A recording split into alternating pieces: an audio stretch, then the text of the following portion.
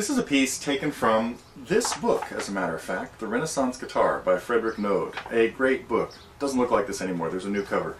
But this is a piece that is very easy to play, duet, written for two lutes. Lute is not handy right now. I'll try to get it out later.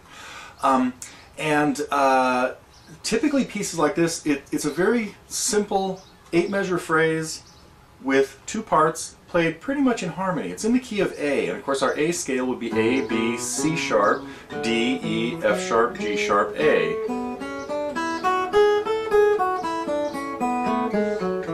And before you work on any piece, it's always a good idea to review the scale and the key. This piece has 1 note played out of the scale. See an accidental in there on the G. And typically lute duets were designed to be played, you would repeat each section and switch parts. So the real idea is everybody learns both parts.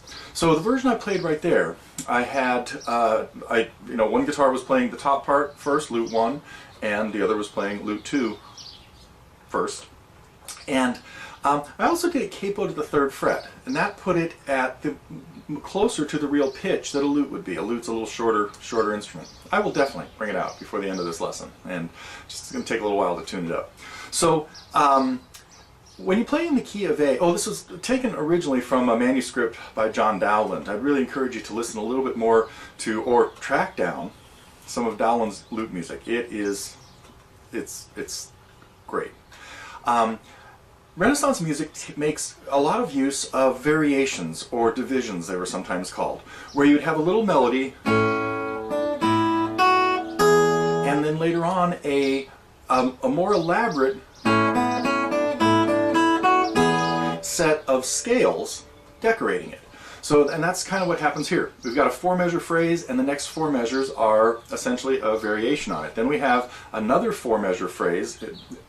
The first one would have been repeated. We have another 4-measure phrase that is and the last 4 are kind of a variation on it. And as I mentioned before, you would typically switch parts at each repeat. So whoever starts on part 1 would go to part 2 at the repeat, and then when you go into the next section, you'd go back to the part you did first. Stay on part 1 first. Let's see. What else do I... want to remind you a couple of things that are important in this if you want to just start looking at it before I break any of it down or walk through it.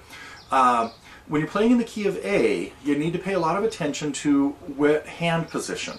Whether you're in first position, because sometimes you're going to use the G sharp, or second position because you're playing up to the A. And this has a lot of spots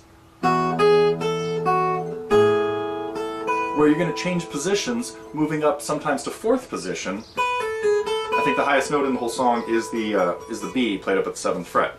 So typical right hand fingering for these scales would be to alternate your middle and index fingers.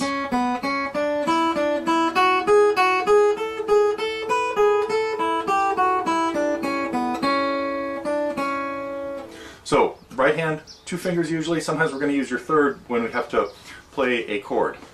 Okay, that's it for a little preview of what's going on with the lesson for 2 lutes, and we will break them down one at a time and play it.